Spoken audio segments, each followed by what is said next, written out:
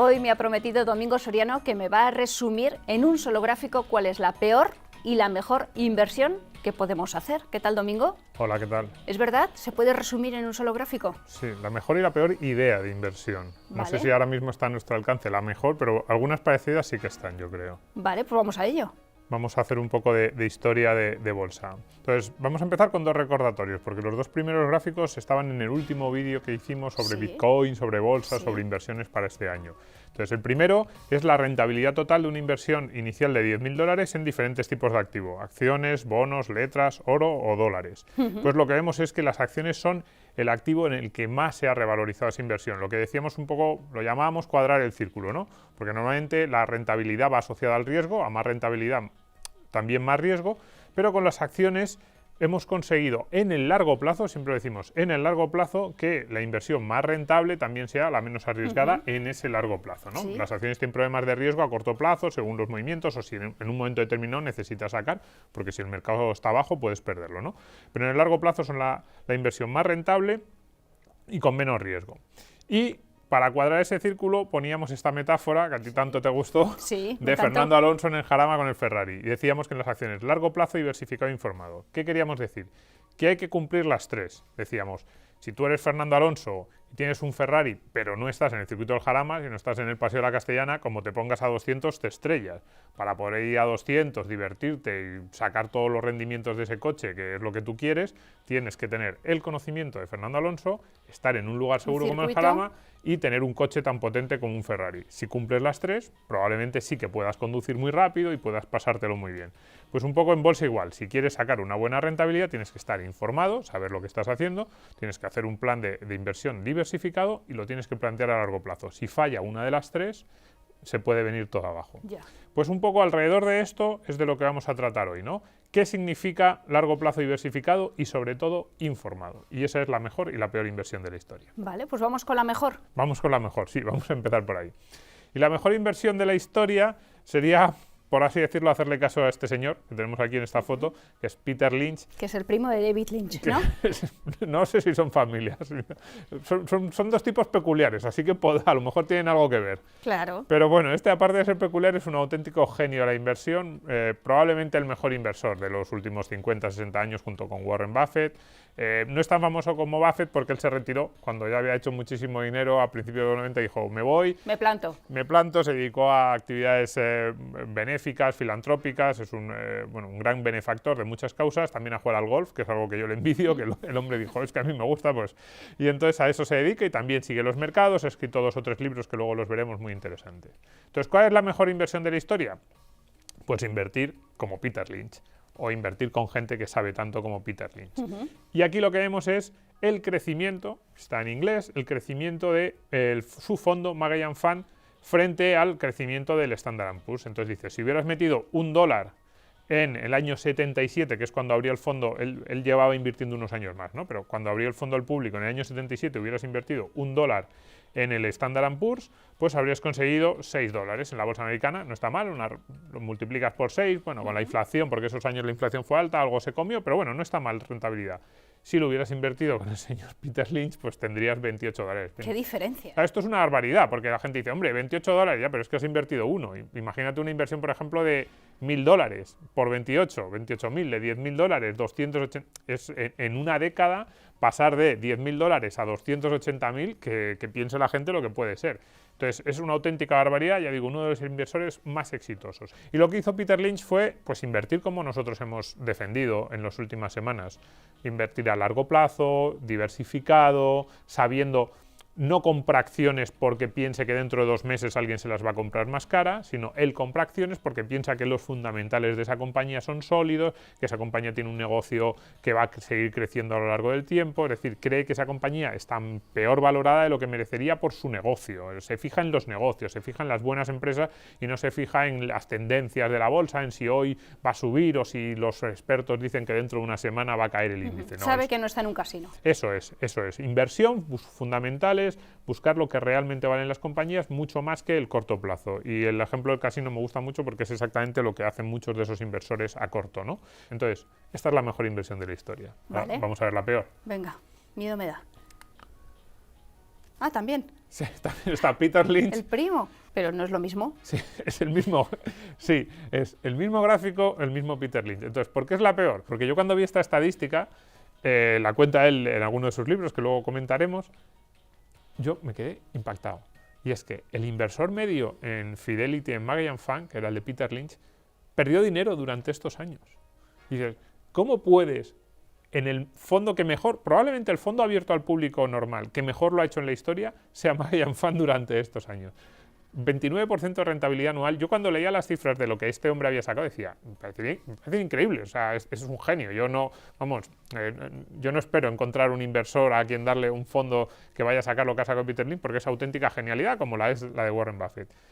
Pero casi me sorprende más esta otra estadística, Claro. que el inversor medio en Fidelity, en Magellan Fund, no sacara, o sea, perdiera dinero en estos años. Y digo, o sea, ¿cómo puede ser? ¿Dónde está el truco? ¿Dónde está? Y pues esa es la peor idea de la historia, y ahora lo vamos a ver. ¿Dónde está el truco? Pues el truco está aquí, conduciendo el Ferrari, lo hemos llamado.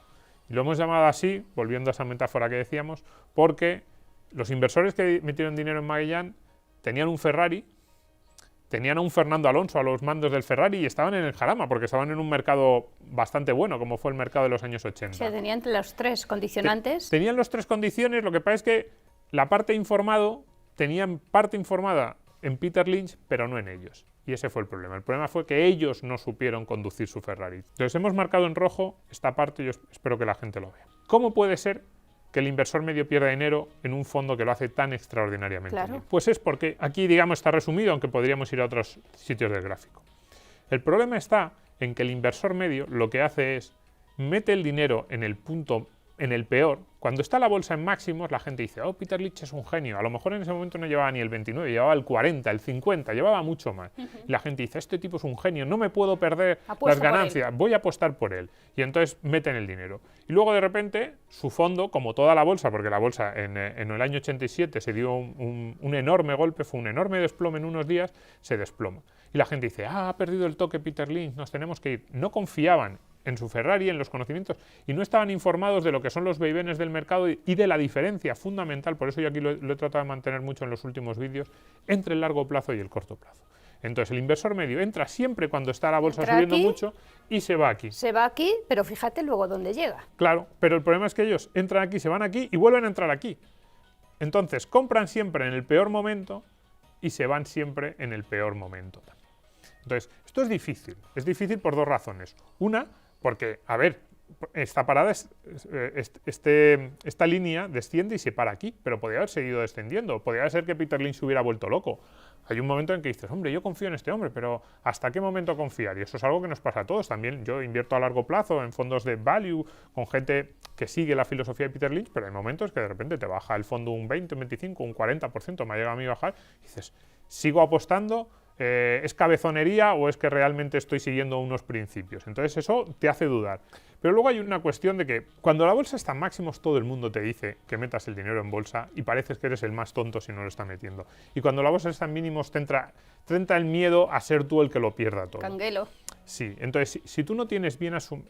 Por eso lo de informado no es solo informado sobre bolsa, no es solo leer los periódicos, es informado sobre el tipo de inversión que estás haciendo, confiado en la persona a la que le has dado tu dinero, si es en un fondo o si tú lo has metido, confiado en las empresas que tú has seleccionado para comprar. Por eso aquí pongo conduciendo el Ferrari. Informado no solo es saber que tienes un Ferrari, sino saber también lo que implica eso y estar dispuesto a asumirlo. Peter Lynch dice en uno de sus libros que si tú no estás dispuesto a perder un 20% de tu inversión en 6 meses malos de bolsa, que no entres en bolsa nunca, porque entonces te va a ocurrir esto. Te vas a estrellar, aunque tengas un Ferrari y estés en el jarama y tengas un conductor como Peter Lynch, porque le vas a quitar las llaves del Ferrari a tu buen conductor justo en el momento en el que hay más posibilidades, porque los buenos inversores, los inversores como Peter Lynch, donde sacan dinero realmente es aquí, en el punto bajo. Es ahí donde ellos entran a comprar, porque es donde ven las oportunidades, las gangas. Entonces, si tú no estás convencido de lo que estás haciendo, y es perfectamente razonable que no lo estés, tú no eres un experto en bolsa, eres un inversor medio, tienes miedo, tus familiares, a lo mejor tú has metido dinero tuyo, de tu mujer, de tus familiares, de tus hijos, y te empiezan a decir, oye papá, que fíjate que estamos perdiendo un dineral, y te puede la presión y sacas el dinero. Si tú no estás dispuesto a aguantar ese tipo de movimientos en la bolsa, porque estás invirtiendo a largo plazo, si tú no estás convencido de eso, no metas dinero en bolsa, busca otros vehículos de inversión. Entonces, lo que está claro es que la bolsa no engaña. Tiene sus reglas y al parecer son siempre las mismas, ¿no? bueno, a ver, eso cuidado. Yo creo que la bolsa a largo plazo no engaña. Yo creo que la bolsa a largo plazo da si lo haces como lo hemos dicho, una inversión diversificada a largo plazo en bolsa es bastante interesante. A corto plazo sí que puede engañar porque los espíritus animales que diría aquel, ¿no? Las tensiones del mercado, la exuberancia irracional esta también de la que habla Shiller, el optimismo desenfrenado y luego el pesimismo desenfrenado también porque se juntan, ¿no? Este era un momento de optimismo absurdo y este era un momento probablemente. ¿Qué pasa? Que las empresas americanas habían perdido un 40% de su valor en 2 semanas. Es que eran absurdas las dos cosas, ¿no? Entonces, sí que puede llegar sí que podemos llegar a perder la percepción de lo que es nuestra inversión a largo plazo. Por eso es fundamental y de lo que es el tipo de inversión que nosotros defendemos. Entonces, bueno, para dar el primer paso a la gente que esté pensando en invertir, les vamos a recomendar unos libros que ya han aparecido aquí algunos. Entonces, tenemos Peter Lynch. Un paso por delante de Wall Street, con la colaboración de John Rothschild, que ya me explicarás quién es. Exactamente. Batiendo a Wall Street, de Peter Lynch, también con la colaboración de John Rothschild. Y John Bogle, Cómo invertir en fondos de inversión con sentido común. Vale, este es John Bogle. Este es el más nuevo. Estos ya los recomendamos a lo largo del año pasado. Sí. Este no.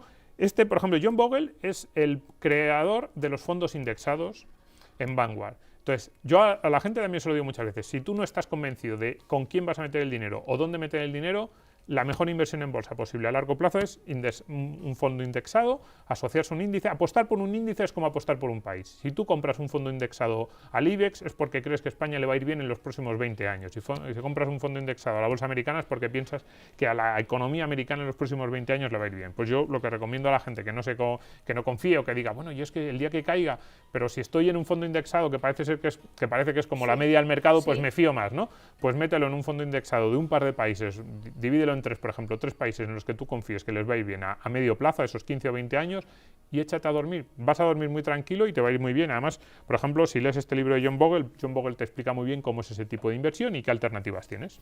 Vale. ¿Y la diferencia entre este y este? Pues la verdad es que son parecidos. Es que son muy buenos los dos. El Batiendo a Wall Street hace un análisis más de compañías y de cómo era su proceso inversor, y un paso por delante de Wall Street es un poco más filosofía del tipo de inversión que él hace. Pero son bastante parecidos y al mismo tiempo en los dos se pueden encontrar muchísimas enseñanzas. Los tres, para esa parte de informado, yo creo que a cualquiera le van a servir y realmente va a aprender mucho. Bueno, yo voy a empezar por este, si te parece. Pues por el que tú quieras. Más de 1 millón de ejemplares vendidos en todo el mundo. Eso dicen. Más debería haber vendido para que la gente no hiciera las locuras que hacen. Bueno, esperemos que haya más de 1 millón de personas que sean un poquito más ricas. Esperemos. Gracias, Domingo. Gracias.